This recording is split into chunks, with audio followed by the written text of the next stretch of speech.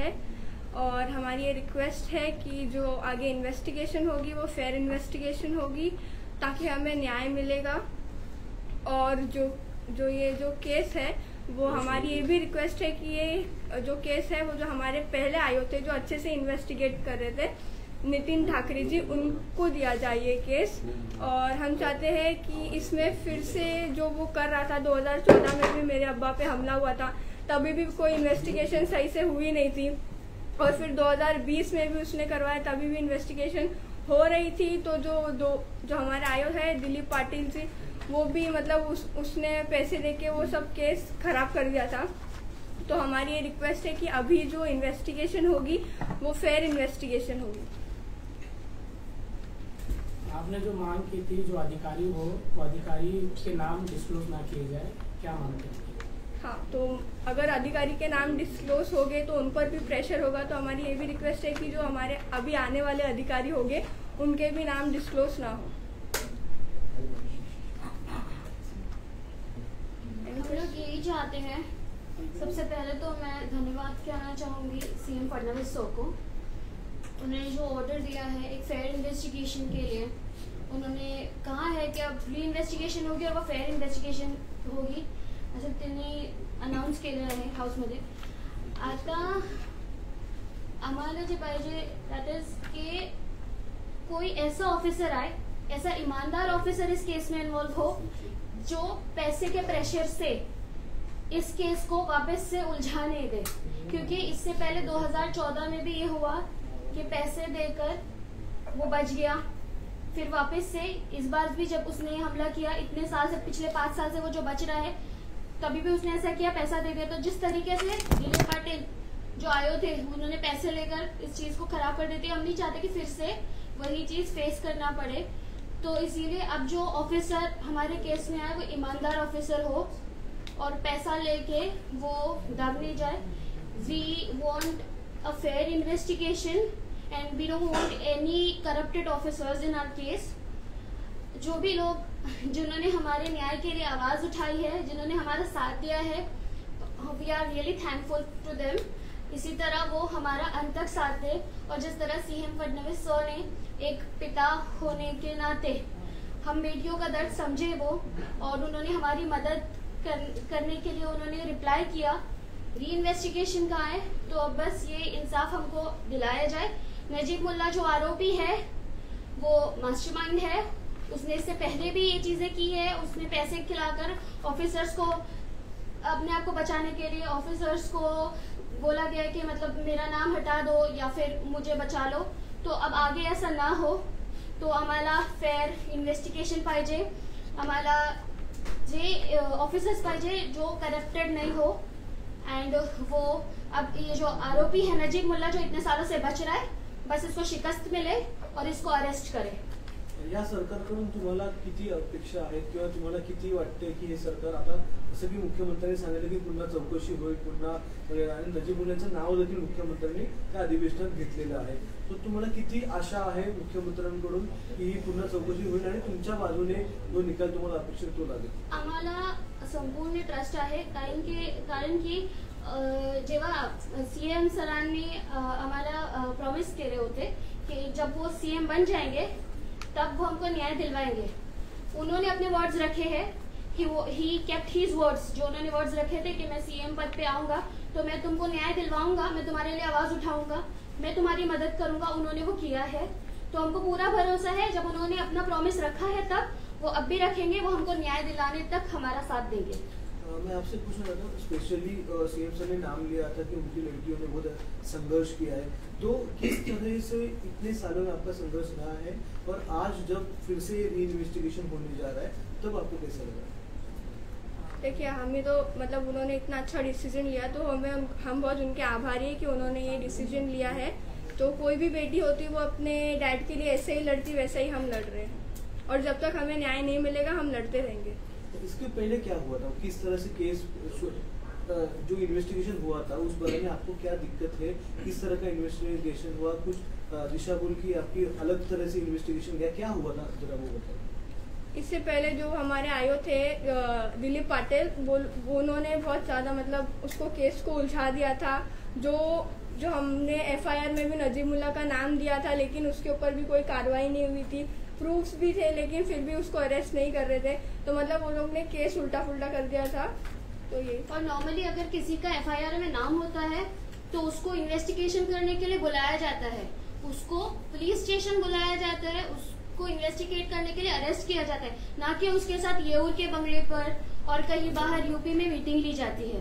तो उन्होंने इस केस को बहुत उलझा दिया और जो इतना वक्त लग गया है ना इस केस को आज सॉल्व होने में, इसकी जिम्मेदार वही है करप्टेड ऑफिसर्स। बीच में यूपी STF ने कुछ लोगों को गिरफ्तार भी किया था, उन्होंने नाम लिया, उसका आगे क्या होगा? आपको कुछ पुलिस से कुछ आपको अपडेट दिया गया, क्या होगा? जी देखिए, ये जो केस है ना, जो यूपी STF ने जब शूटर इरफान को अरेस्ट किया था तब उन लोगों ने एक प्रेस नोट भी जारी की थी जिसमें साफ साफ नजीमुल्ला का नाम था, लेकिन फिर भी उस पर उस वक्त भी कोई कार्रवाई नहीं हुई थी। और हमको दिलीप पाटिल की तरफ से ये कहा गया था कि प्रेस नोट जो यूपी की है वो यहाँ उसकी कोई मान्यता नहीं है। ये दिलीप पाटिल ने हमको बताया था। See we are not into, हम कोई ऐसे लॉ स्टूडेंट भी नहीं है, we are not that much aware, ना हमारे घर में ऐसा कोई केस इससे पहले हुआ है। तो this was the first incident, the first thing जब हम लोग सब ये सब में इन्वॉल्व हुए हैं, तो हम इतने एक्सपीरियंस नहीं थे, लेकिन हमको उम्मीद थी पुलिस से, प्रशासन से कि वो हमारी मदद करेंगे। लेकिन उस टाइम पे जो करप्ट ऑफिसर थे उन्होंने हमको गलत राय दी, गलत सुझाव दिया, उसकी वजह से हम भी वो कुछ उस वक्त रिप्लाई नहीं कर पाए। बट अब हमको भी चीजें समझ आ रही है और हमको पता है जो हमारे साथ है CM फडणवीस सर भी है, वो हमारे साथ अन्याय नहीं होने देंगे, वो हमको इंसाफ दिलवाएंगे। मनसे पक्षात काम करते, मनसे पक्षाने आतापर्यंत काय सहकार्य केले का? आणि मुख्यमंत्री देवेंद्र फडणवीस जेव्हा नजीमुल्ला यांचं नाव घेतलं, जेव्हा हे सर्व त्यांनी 2 ते 3 मिनिटाचं विधान भवनातलं स्टेटमेंट आहे, त्यांच्या बाजूला उपमुख्यमंत्री ठाण्याचे पालकमंत्री एकनाथ शिंदे हे देखील होते, त्यांनी काय आतापर्यंत आपल्याला मदत केली का? नहीं देखिए, हम लोगों ने लेटर्स तो सबको भेजे थे, हम सबको बताया भी था, लेकिन अभी तक एकनाथ शिंदे सर से भी हम लोग को वैसा तो कोई बात हुई नहीं है। लेकिन अगर उसके अलावा भी कुछ होगा तो हमारे घर के एल्डर्स को पता है, बट जहाँ तक मुझे पता है तो उनके तरफ से भी अभी कुछ ऐसा आया नहीं है। मनसे तरफ से आज तक अविनाश जाधव है या फिर अभिजीत पांसे या फिर राज ठाकरे है, आप तो सबके पास गए रहेंगे तब भी और उसके बाद भी, सबको आपको लेटर दिए रहेंगे, किसी से मनसे पक्ष में से किसी से आपको सपोर्ट मिला? नहीं, अभी तक तो वैसा कुछ नहीं। ठीक,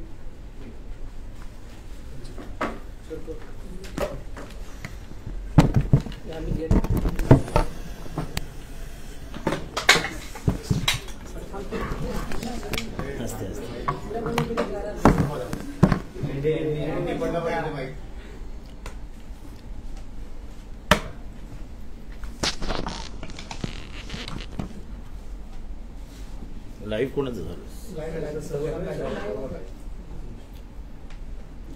आज एक धक्कादायक व्हिडिओ समोर आलाय। आणि हे जमील शेख यांच्याबद्दल जो आता जमील शेख यांची केस फार ओपन आहे। 2014ला जमीलला जेव्हा पहिल्यांदा मारलं तेव्हा जमीलनी पोलीस स्टेशनमध्ये पाय तुटलेले असताना पण विधान दिलं होतं की याच्या मागे आका आहे। आकाला 5 वर्ष अटक केली नाही पोलिसांनी आणि आकानीच नंतर जमीलचा मर्डर केला। जमीलचा जो पहिला शूटर आहे इरफान, ज्यांनी गोळी मारली, त्यांनी गोरखपूरला पकडल्या पहिलं नाव घेतलं ते आकाचं आणि नंतर सातत्याने जे पकडले गेले त्या सगळ्यांनी आकाचं नाव घेतलं। आका आणि ओसामा ही 2 नावं कॉमन होती। ओसामाने अजून दोघांना सुपारी दिली होती, बैद्यनाथ आणि अजून एक कोणतरी होता। बैद्यनाथवर कोणता? देवेंद्र। बैद्यनाथ आणि देवेंद्र हे दोघंही राबोडीत फिरून गेले। त्यांनीही 164 अन्वये कोर्टाला सांगितलं की ही सुपारी आम्हाला नजीब मुल्लाच्या सांगण्यावरनं, आकाच्या सांगण्यावरनं आम्हाला ओसामाने दिली होती, पण आम्ही ती काय पोचवली नाही शेवटपर्यंत। ओसामाचा स्वतःचा व्हिडिओ आहे। मला या कुटुंबाचं कौतुक आहे। 5 वर्ष मी यांना कुठलीही मदत केलेली नाही, पण 5 वर्षानंतर जेव्हा या पोरींकडे मी बघितलं, या पोरी लहान होत्या जेव्हा वडिलांची हत्या झाली तेव्हा वडील कसे मारले गेले हे यांना माहित नसेल, अतिशय लहान होत्या। पण मी जेव्हा ह्या खुशनुमा या त्यांच्या जमीलच्या पत्नीला पहिल्यांदा भेटलो तेव्हा तिने माझ्याकडे रडत रडत एवढीच म्हणाली कि साहब हमको पैसा नहीं चाहिए, हमको कोई तुम्हारे से मदद नहीं चाहिए, अगर देना है तो हमको इंसाफ मिला के दो. आणि मला आशा होती की देवेंद्र फडणवीसजी आमचे वैचारिक विरोधक आहेत, पण तरीही न्याय देण्याच्या बाबतीत ते मागे हटतील असं मला वाटत नव्हतं. त्यामुळे विधानसभेमध्ये मी पहिल्यांदा हे प्रकरण 5 वर्षात पहिल्यांदा मी हे प्रकरण विधानसभेत मांडलं, पुराव्यासकट मांडलं. आणि ह्याच्यात 100% पोलिसांनी योग्य प्रकाराने तपास केलेला नाही. ह्याच्यामध्ये पैशाची मोठी हेराफेरी झाली, मोठ्या प्रमाणात पैशाची हातमिळवणी झाली आणि चौकशी अधिकारीच फुटला असेल तर पुढे काय होणार. एवढी मगरुरी की ज्यांनी चौकशी अंतापर्यंत नेली होती त्याची 24 तासात बदली केली आणि बदली केल्यानंतर त्याच्या बदलीचा आदेश आकानी स्टेटसला ठेवला. स्टेटसला सगळी कागदपत्र म्हणजे पुढे जर आला तर माझी चौकशी केली 2 मिनिटात बदली होईल. लक्षात ठेवा, या स्टेटसचा सरळ अर्थ तेवढाच होता. त्यामुळे एकाही पोलिसाची न्याय चौकशी करण्याची हिंमतच झाली नाही. आता पुढेही काय होईल माहित नाही, राजकीय दबाव येतील. कारण का कोणी कोणी फोन केले पोलिसांना मला सगळं माहिती आहे, कुठल्या कुठल्या मंत्र्यांनी याच्यात हस्तक्षेप केला तोही मला माहिती आहे. आमची आशा फक्त देवेंद्र फडणवीसांकडनं आहे आणि या कुटुंबाची आशा फक्त देवेंद्र फडणवीसांची कडनं आहे. कारण का ते भाषणाच्या दरम्यान या मुलींचा उल्लेख करत त्यांच्या आक्रोशाचा उल्लेख केला. मला वाटतं की एक पिता म्हणून ते या केसकडे बघतायत आणि जर त्यांनी पिता म्हणून या केसकडे बघितलं तर 100% या दोन्ही पुरींना न्याय मिळेल, त्यांच्या पत्नीला न्याय मिळेल. सर ते आयो होते ठाकरे तेच पुन्हा त्या ठिकाणी आता ते गव्हर्नमेंटचं प्रेरोगेटिव्ह आहे. मी फक्त त्यांना सांगितले की एका कोणाच्या हातात केस देऊ नका, 3 अधिकारी द्या म्हणजे जेणेकरून चेक राहील. एखादा पैसे घेऊन गेला तर दुसरा अडवेल, दुसऱ्याने घेतला तर तिसरा अडवेल. 3 जणांची टीम बनवा. कारण काही पॉलिटिकल इन्फ्लुएन्सची केस आहे. ठाण्यामध्ये 2,500 कोटी रुपयाचा जमीन घोटाळा झाला, पोलीस काही करत नाही कारण का पॉलिटिकल प्रेशर आहे त्यांच्यावरती. 2,500 कोटीचा जमीन घोटाळा आहे. हायकोर्टाने दाखवून दिलाय हा घोटाळा आहे म्हणून. ठाण्यामध्ये पोलिसांवरती प्रचंड राजकीय दबाव असतो, प्रचंड राजकीय दबाव. खून दाबले जातात, दरोडे दाबले जातात, खोट्या केसेस तर वाटेल तशा टाकल्या जातात, ड्रग्ज ट्रॅफिकिंग दाबलं जातं. येऊरमध्ये नंगा नाच चालू आहे, नंगा नाच. कोणाच्याही जमिनी कोणीही बळकवत आहे. मी आभारी आहे देवेंद्र फडणवीस साहेब की त्यांनी येऊरचीही चौकशी लावून टाकली. मी उद्या प्रेस कॉन्फरन्स घेणार आहे. येऊरमध्ये 20,000 स्क्वेअर फीटचा बंगला बांधला जातोय, 20,000 स्क्वेअर फीटचा. जे उभ्या आयुष्यात कधी होऊ शकलं नसतं ते आज येऊरमध्ये होतंय. असा महालासारखा बंगला बांधला जातोय. मला आश्चर्य वाटतं की तुमच्या पत्रकारांच्या कशा लक्षात येत नाही. आत्ता जा येऊरला आणि बघा कसा असे म्हणजे राजमहाल बांधला जातोय जो कुठल्याही कायद्याने परमिसिबल नाही. माझा आयुक्तांना प्रश्न आहे, आयुक्त काय झोपलेत, आंधळेत आयुक्त? त्याला माहित नाही येऊरमध्ये काय चालू आहे? नुसतं गाडीने फिरून या, तुम्हाला लगेच लक्षात येईल. वनजमिनीवर कब्जा घेणं चालू आहे. TILR वनजमिनीची मोजणी करतायत ज्याला परवानगीच नाहीये. म्हणजे आदिवासींच्या जमिनीवरनं आदिवासींना हाकलून दिलंय.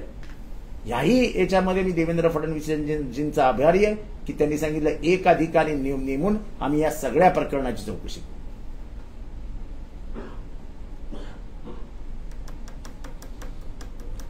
त्यांच्याकडून असं सांगण्यात येत आहे की मुस्लिम समाजाच्या एक नेत्याला कुठेतरी तुमच्या पक्षाच्या वतीने दाबण्याचा प्रयत्न केला जातो. मला नको ते प्रश्न विचारू नका. 5 वर्ष कोण दाबत नाही. चला पुढे घे. व्हिडिओ व्हायरल झालेला आहे. ते विधान भवनात बसलेले असताना सभागृहाचा कामकाज चालू असताना ते रमी खेळताना तो व्हिडिओ दिसून आलेला आहे. काय वाटतं आपल्याला? असं आहे की या सभागृहाचं पावित्र्यच ठेवायचं नाही असं सत्ताधाऱ्यांनी ठरवलंय. सत्ताची मगरुरी आणि मस्ती इतकी दिसते की एक आमदार येतो, 5 जणांना घेऊन उभा राहतो. त्या 5 जणांमध्ये खून, मारामाऱ्या, बलात्कार, तडीपारी याचे आरोपी असतात. एक माणूस आतमध्ये येत असतो, तो आमदार खुणवतो. मग ते 5 जण जातात आतमध्ये, विधिमंडळाच्या आतमध्ये जाऊन त्या इस्माला मारतात. पोलीस मात्र फक्त एकावर केस घेतात. व्हिडिओ काय दर्शवतो, 5 जण मारतायत, मग एकालाच का पकडलं? मला आज उभ्या महाराष्ट्राच्या वतीने अध्यक्षांना विचारायचं आहे, अशी पार्शिलिटी कशासाठी, असा पक्षपातीपणा कशासाठी? विधानसभेची लाच घालवण्याचा असा प्रकार घडला असताना जे आम्ही लोकशाहीचं मंदिर मानतो, हे नशीब मी त्या परिसरातच नव्हतो, नाही ते यांनी सगळं बिल माझ्या नावावर फाडलं असतं.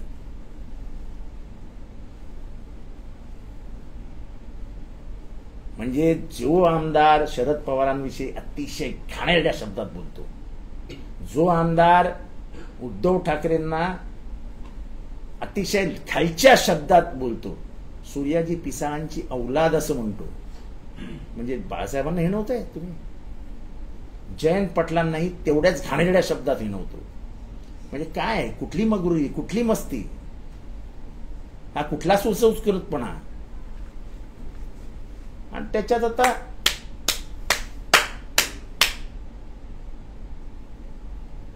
महाराष्ट्राची द्रौपदी झाली आहे, जुगारावरच लावला अख्खा महाराष्ट्र. विधिमंडळामध्ये जिथे गांभीर्याने चर्चा चालू असते, लोकांचे प्रश्न सोडवले जातात, शेतकऱ्यांचे प्रश्न सोडवले जातात, शेतकऱ्यांच्या कर्जमाफीबद्दल चर्चा होते, शेतकऱ्यांच्या हमीभावाबद्दल चर्चा होते, त्या सभागृहात हमी नाही तर रमी खेळली जाते. हमीची चर्चा नाही, रमीची चर्चा करू. मला वाटलेलं इव्हाना राजीनामा घेतलेला असेल.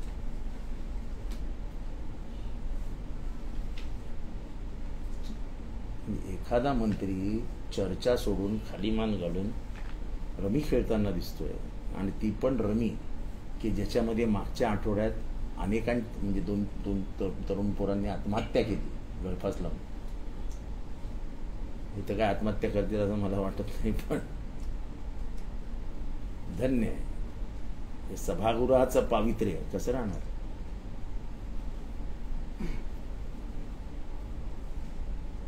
तुम्ही विरोधक म्हणून जो काही प्रकरण काढलं, एकाच्या शेत जमिनीवर म्हाताऱ्याला फसवलं होतं, आटपाडीमध्ये घटना आहे, ती घटना लक्षात ठेवून याचा राग मनात ठेवून हे संपूर्ण प्रकरण झालं का? त्यांनी कशाचाही राग कशावरही काढावा, माझ्याशी मला काही घेणं देणं नाही. मी प्रकरण काढत राहील. सगळे व्हिडिओ स्पष्टपणाने दाखवत आहेत चुका कोणाच्या आहेत.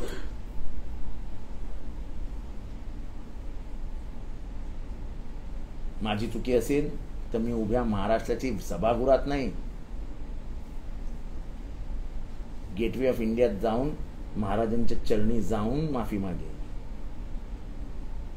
आणि म्हणून मी कुठेही खेद व्यक्त केला नाही, तर म्हटलं फक्त मला वाईट वाटतं की असले प्रकार या सभागृहात करतात. आम्ही 25 वर्ष सभागृहात आहोत. सभागृहात टोकाची भांडणं होतात, टोकाची, पण बाहेर येऊन आम्ही एक दुसऱ्यांना हात मिळवतो. आमचं आणि अनेक सत्ताधारी पक्षाच्या आमदारांचं मंत्र्यांचं वाजत असतं, म्हणून आम्ही एक दुसऱ्याचे शत्रू नसतो, शत्रुत्व नसतो, द्वेष नसतं, वैर नसतं.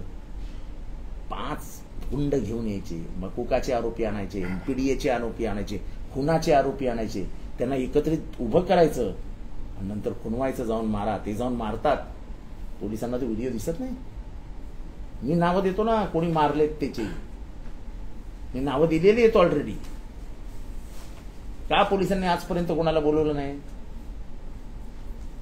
आजही मला एक शिव्या घालणारा फोन आलाय, तो आता मी थोड्या वेळाने व्हायरल करेन. काय घाणेरड्या शिव्या देतात, काय घाणेरड्या शिव्या देतात. त्याच्याने काय आम्हाला फरक पडत नाही, पण हेच राजकीय संस्कार पहिला जन्माला घालतात तुम्ही. म्हणजे आपण सत्तेत आहोत पाय असा संदेश तर सत्ताधारी देत नाहीयेत ना. तर मला कोण अडवणार आहे? या आविर्भावात आता वागणं सुरू झालं, आणि त्याच आविर्भावात सगळे गुंड आतमध्ये आले आणि मारहाण केली, आणि मारणाऱ्याला जेलमध्ये म्हणजे ज्यांनी मार खाल्ला त्याला जेलमध्ये, आणि मारणारे सगळे मोकाट फिरतात.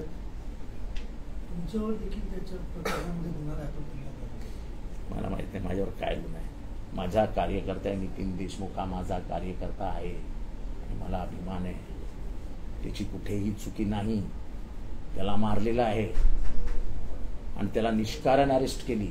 त्याच्या विरुद्ध जर मी त्याच्या बाजूने मी जर उभं राहिलो नसतो ना, मला उभ्या महाराष्ट्रातल्या कार्यकर्त्यांनी थोपडावला असता की हा कसला नेता, मी कार्यकर्त्यांचा माणूस आहे. माझ्या कार्यकर्त्यावर अन्याय होत असेल तर मी प्राणाची बाजी लावून लढेल हे महाराष्ट्राच्या कार्यकर्त्यांना मला सांगायचं. आणि मी आणि रोहितने जी भूमिका घेतली, आम्हाला दोघांनाही त्याचा अभिमान आहे की होय, आम्ही कार्यकर्त्यांबरोबरच राहू, आम्ही महाराष्ट्राच्या जनतेबरोबरच राहू. तुम्हाला काय करायचं ते करा, काय गुन्हा नोंदवायचा, काय पोलिसांना आम्हाला जेलमध्ये घालायचं घाला. सुनील तटकरे तुमच्यावर जो गुन्हा दाखल झालेला जी सरकारी कामामध्ये अडथळा, तशाच प्रकारचा गुन्हा रोहित पवार यांच्यावर देखील त्या दिवशी आझाद मैदान पोलिसांनी म्हणजे त्यांच्यावर देखील गुन्हा दाखल करणार. सेम ती सरकारी कामाला अडथळा. असे पोलिसांनी आम्हाला उद्धट बोलायचं, पोलिसांनी आमच्यावर खोट्या केसेस टाकायच्या, पोलिसांनी आम्हाला योग्य प्रकार, आम्हाला 3 तास फिरवलं. आम्ही फक्त विचारलं नितीन देशमुख कुठे आहे, आम्हाला 3 तास फिरवलं. इथे जाऊ नका. आम्ही इथे गेलो की तिथे सांगायचं इथे नाही तिथे आहे, मग तिथे गेलो की सांगायचं तिथे नाही इथे आहे. अरे कोणीही चिडेल यार, आम्ही पण आमदार आहोत. रात्रीचे 3 वाजलेले होते. संपूर्ण स्ट्रेस दबावामुळे आम्ही थकलेलो होतो, चेहऱ्यावरती थकवा दिसत होता, मनामध्ये राग होता. पोलीस मस्त टिंगळ मस्ती करत होते, स्वतः एसी केबिन मध्ये बसून होते. हात जोडून सांगत होतो मी की साहेब मला सांगा तर तो कुठे आहे. कारण का शेवटी त्याची पत्नी आणि आई मला फोन करत होती की नितीन कुठे आहे, नितीन कुठे आहे, नितीन कुठे आहे. काय उत्तर देऊ मी त्या पत्नीला आणि आईला. त्या कार्यकर्त्याची जबाबदारी आपल्यावर असते. आई तेच म्हणाली त्याची, अहो तो तुमचा माणूस आहे ना साहेब, कुठे बघा ना. आणि आजकालच्या परिस्थितीमध्ये काय त्याचा गेम बिम करून टाकला असता, कुठेतरी गाडीतनं ढकलून दिला असता, काय भरोसा आहे सध्या. अहो जर विधिमंडळात येऊन लोक मारण्याची तयारी करतात, आमदारावरती हल्ला करण्याचं प्लॅनिंग करतात, महाराष्ट्रात कोण सुरक्षित आहे. सत्ताधारी पक्षाला हे वाटलं नाही की शरद पवारांवर बोलतो, ह्याला थांबवायला हवं. हा बाळासाहेब ठाकरेंवर जातोय बोलताना, आपण याला थांबवायला हवं. ज्या बाळासाहेबांमुळे तुम्ही सत्तेत आलात, तुमची ओळख झाली महाराष्ट्रात, त्या बाळासाहेबांना तो सह्याद्री पसाळ म्हणण्यापर्यंतची मजत जाते.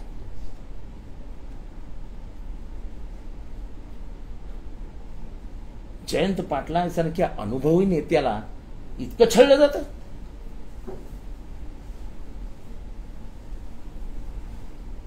नवीन कॅसेट, नवीन माझा फोन कुठे रे,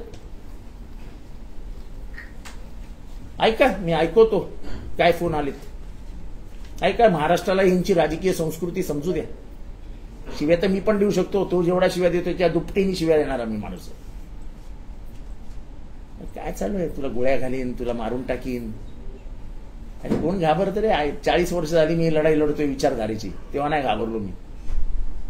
गोळ्याच खायच्यात ना, मरायचंच आहे ना. मरण आज आहे उद्या आहे, जायचंय 4 खांद्यांवरनं तर जायचंच आहे.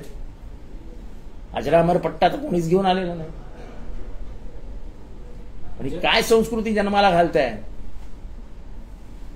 सत्ताधाऱ्यांच्या वरिष्ठ नेत्यांनी हे जरूर ऐकावं माझं की थांबवा, ह्याच्याने नुकसान तुमचं होतंय.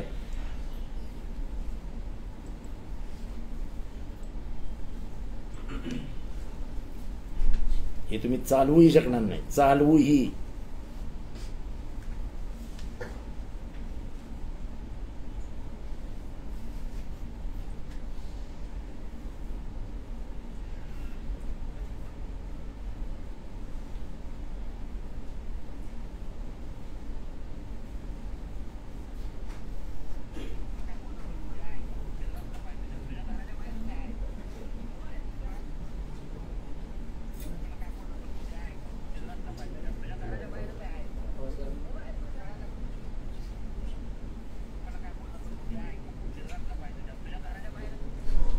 दादा मी नाही ऐकत तुम्हाला,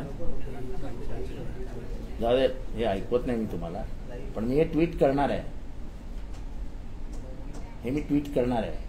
महाराष्ट्राला इकडू द्या काय प्रकारची संस्कृती जन्माला घातली जाते. जनतेचे प्रश्न मांडत असताना जनतेचे प्रश्न अहो कोणी हमी द्यायची तर आम्ही खेळतोय.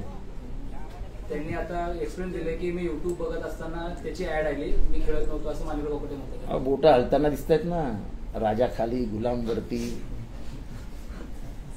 ऍड बघताना कळतं आणि खेळताना पण दिसतं ना. खेळताना बोटावरनं आपण पत्ते खाली वरती करताना होत नाही. आम्ही बघत असतो ना, तेव्हा आम्ही ऍडव्हर्टाईज बघत असतो, आम्ही काय काय बघत असतो. पण रमी खेळत नसतो आणि गाणी वगैरे असतो. कधी कधी ठीक आहे, बोर झालं तर काय काय करत असतो आम्ही आतमध्ये बसून माहिती घेत असतो. कित्येक वेळा माझ्या भाषणांची माहिती मी आतमध्ये बसल्या बसल्या गुगलवरनं काढत असतो. कित्येक वेळा इतिहासाच्या अनेक तारखा ज्या डोक्यामध्ये फिट करायच्या असतात ते आम्ही शेवटच्या क्षणी मग गुगलवरनं काढतो.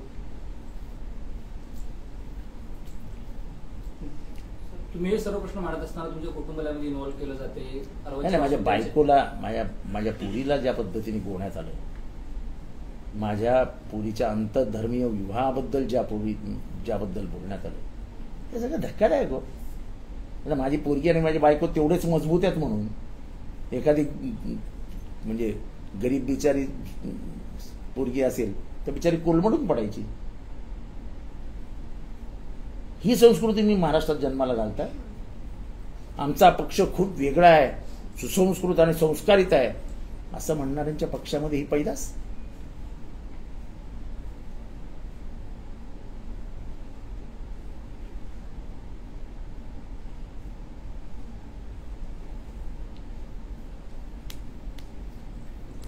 सर उद्धव ठाकरे आणि बस सर हिंदी बता दीजिए, माणिकराव कोकाटे हिंदी बता दीजिए.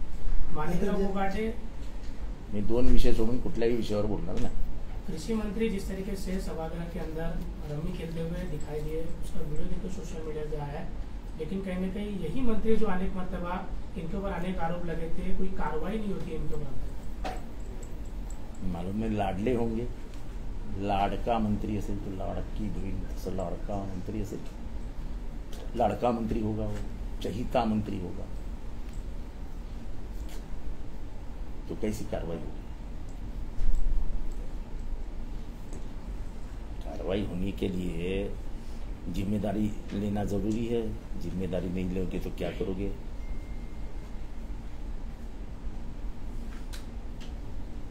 महाराष्ट्र में जिस तरीके से जो शेतकरी जो आत्महत्या कर रहे उनके कहीं ना कहीं मुद्दे को नजर रखते हुए मंत्री जिस तरीके से उनकी समस्याओं को सुलझाने, लेकिन कृषि मंत्री इस तरीके से उनका वीडियो सामने आता है.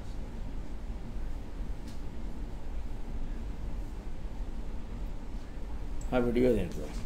ही ॲडव्हर्टाईज आहे, ही ॲडव्हर्टाईज आहे. ॲडव्हर्टाईजला एक वरती चेहरा येतो, असं दाखवत नाही. हे पत्ते दिसत आहेत काळी आणि त्याच्यावर त्यांचं बोट दिसतंय.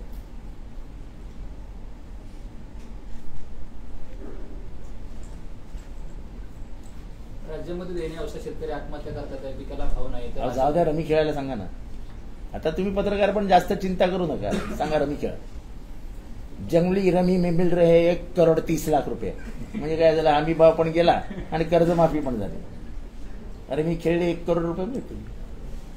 हे नवीन योजना, रमी खेलो कर्जा चुकाओ. आपण गेल्या आठवड्यात देखील अशा प्रकारे पत्रकार परिषद घेतली आहे, महत्त्वाचा विषय होता म्हणजे मद्य परवान्यांचा. त्यावर देखील तुम्ही अनेक लोकांना एक्सपोज केलं होतं. अनेक लोकांना एक्सपोज करून ते हे मांडलं होतं. त्यानंतर मग कोणाच्या की असं काही झालंच नाही, असं काही होणार देखील नाही, लोकांना नाही आहे. आता पुन्हा त्यांचेच मंत्री आहे, आज दुसरा रविवार आहे, त्या दिवशी अशा प्रकारची घटना घडली. राजीनामे सत्तेची मुजोरी. मद्य परवाने काय घरातच द्यायचे आहेत, घरातच द्यायचे आहेत मुद्दे परवाने. कुठला ब्रँड कोण चालवतं येईल ना महाराष्ट्रासमोर. आता कुठल्या ब्रँड चालवत असताना कोण त्याच्यामध्ये डायरेक्टर आहेत, कुठल्या कंपनीमध्ये कोण डायरेक्टर आहे येईल ना समोर. लपत काहीच नाही हो, लपत काहीच नाही. एकीकडे शुगर इंडस्ट्रीवर कब्जा असताना लिकर इंडस्ट्रीवरही कब्जा आपला असावा अशा विचाराने हे सगळं गेम चालू आहे. त्याचे कोण राजीनामे घेणार, कोण राजीनामे घेणार? कोएलिशन गव्हर्नमेंट आहे. मला देवेंद्रजींची हतबलता दिसते, मला देवेंद्रजींची हतबलता दिसते. तरी ते हिमतीने त्यांनी 2-3 प्रकरणांमध्ये इशारे दिले आहेत.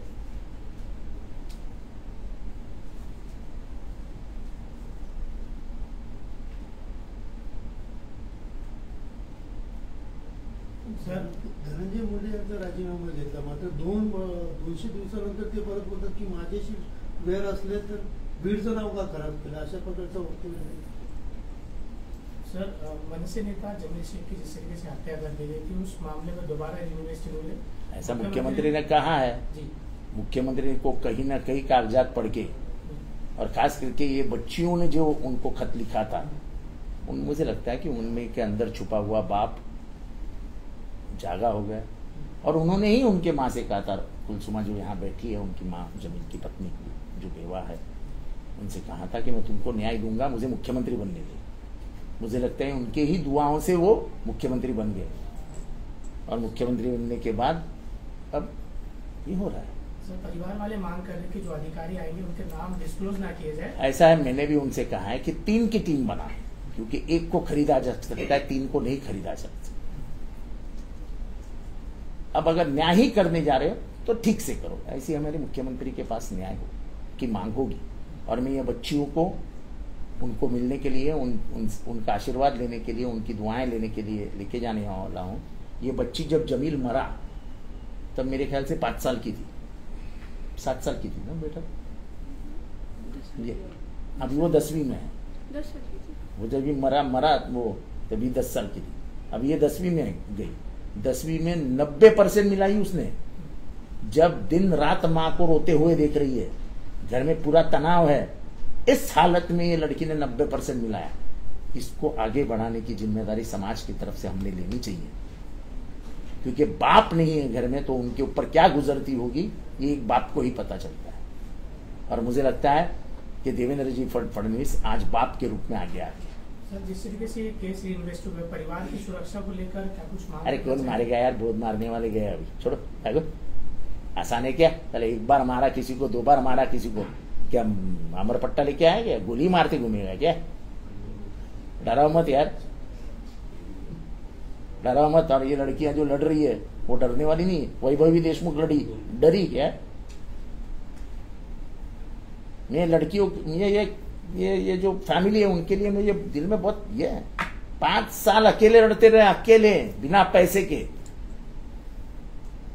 मालूम नहीं बेचारे क्या करते थे, क्या खाना खाते थे, कैसे थे, लेकिन हर कागजात लाने में इनकी जो भी टीम है वो कामयाब रही। उसकी वजह से तो केस स्ट्रांग हुई है। अगर ओसामा ने मोहसिन बटले का नाम लिया है तो मोहसिन बटले को कभी बुलाया पुलिस स्टेशन में? लो ओसामा की नार्को टेस्ट, सच और झूठ 2 मिनट में सामने आ जाएगा। है आपके ताबे में हो ओसामा। पहले एक को सुपारी देता है, वो कहते हैं कि हमको आका ने बोला था। फिर जिसको सुपारी देते हैं, जो गोली मारता है, वो कहता है कि आका ने मारने को बोला है। तो और इसमें एक नाम कॉमन है, वो है ओसामा। और ओसामा वीडियो भेजता है, वीडियो में नाम लेता है आका का। तो लो ना, करो नार्को टेस्ट करो आका की, अपने इसकी, ओसामा की, सब सच झूठ सामने आ जाएगा। क्लस्टर को लेकर जिस तरीके से हत्या, ये क्लस्टर से ही हत्या हुई, क्योंकि क्लस्टर को विरोध कर रहे थे। इनफैक्ट हम लोगों ने ओसामा के नार्को टेस्ट करवाने के लिए लेटर भी दिया है, बट अब तक के कुछ हुआ नहीं। उसमें भी उनकी कस्टडी में ही है, लेकिन फिर भी अभी तक कुछ पता नहीं। देखो लड़कियां कितनी होशियार है, ये तो अभी मुझे मुद्दा ध्यान में आया। अपने को लगता है कि अपन बहुत होशियार है, जिसका जलता है ना अंदर से दिल, मुसीबत उसको बहुत होशियार बना देता है। वैसे लड़कियों का हुआ।